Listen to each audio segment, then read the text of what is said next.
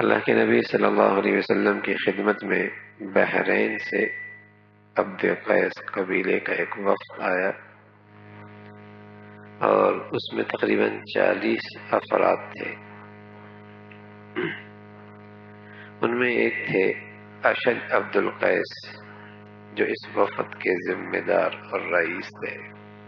یہ وفد جب مدینہ پہنچا تو وفد کے جتنے ارکان تھے وہ اپنے اونٹوں کو اپنی حال میں چھوڑ کر جلدی جلدی بارگاہ رسول اللہ صلی اللہ علیہ وسلم کی خدمت میں حاضر ہوئے اور بے تابانہ انداز میں دوڑ پڑے۔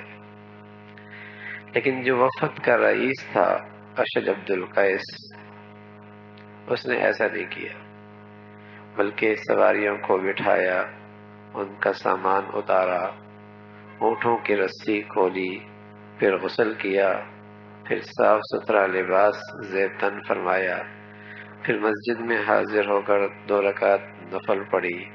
اس کے بعد بارگاہ نبوی رسول اللہ صلی اللہ علیہ وسلم کی خدمت میں حاضر ہوئے۔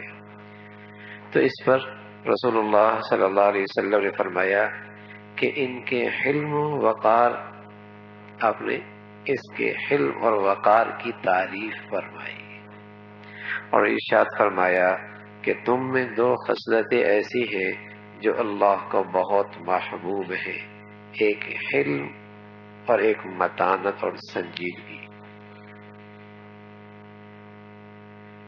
تو رسول اللہ صلی اللہ علیہ وسلم نے ان 2 خوبیوں کی تعریف فرمائی تو اس شخص نے کہا یا رسول اللہ، یہ 2 خصلتیں مجھ میں فطرتی ہیں یا میں نے محنت اور ریاضت سے حاصل کی؟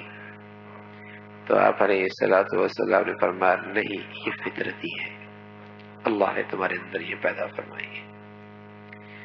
تو وہ شخص کہنے لگا اے اللہ تیرا لاکھ شکر ہے کہ اس نے مجھ میں ایسی 2 خوبیاں پیدا فرما دی جن کو اللہ اور اللہ کے رسول بھی پسند فرماتے ہیں، ٹھیک ہے، الحلم والانا، کہ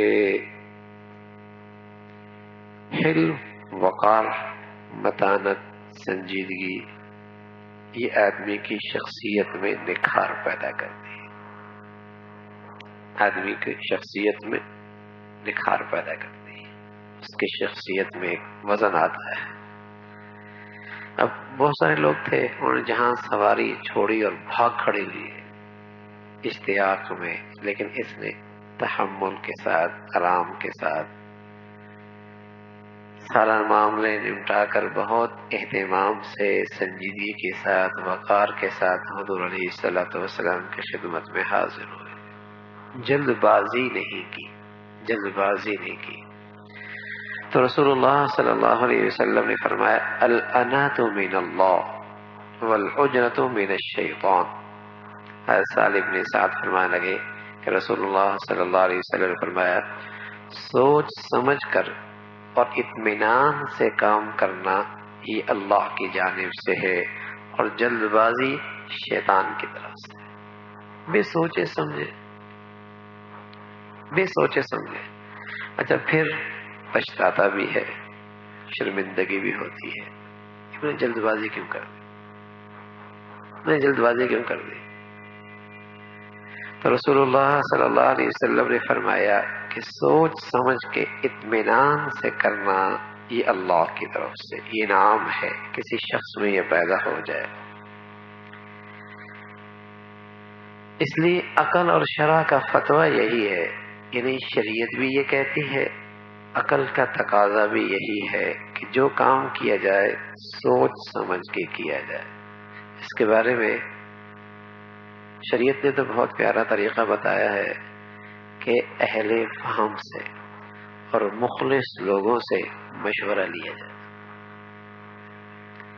اور کسی اہم کام کے لیے استخارہ کیا جائے، مشورہ کر لیا جائے، استخارہ کر لیا جائے، جلد بازی نہ کی جائے، مشورہ کر لیا جائے اہل رائے سے، مخلص لوگوں سے، جس کے بارے میں یہ اطمینان ہو یہ شخص میرا خیر خواہ ہے، قابل اعتماد ہے، اور معاملے کو بھی سمجھتا ہے اور خوف خدا بھی رکھتا ہے۔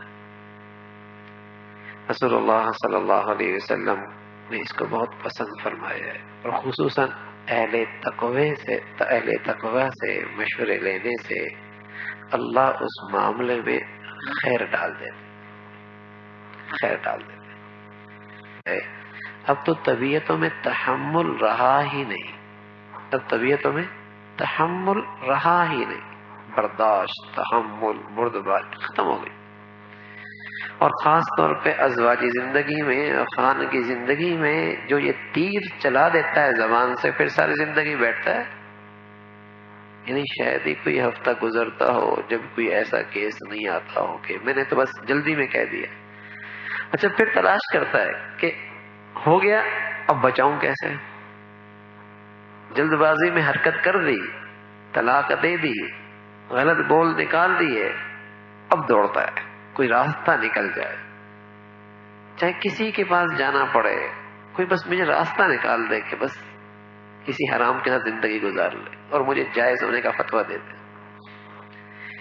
وجہ کیا بنی؟ جلد بازی۔ اگر کوئی ایسا مسئلہ زندگی میں پیش بھی آ جائے تو پھر بھی شریعت کا تقاضا کیا ہے؟ سوچ سمجھ کے پہلے کسی دین والے سے، شریعت والے سے پوچھ لو بھی، اس میرے مسئلے کا حل کیا ہے؟ اگر میں نے گھر ختم ہی کرنا ہے تو شریعت نے اس کا بھی راستہ بتایا ہے، لیکن مشورہ نہیں، تحمل نہیں، بردباری نہیں، جلد بازی ہے طبیعتوں میں، اور ایسا نقصان کر بیٹھتا ہے ساری زندگی شرمندگی، ندامت۔ تو اللہ یہ خوبیاں ہمیں بھی نصیب فرما دے۔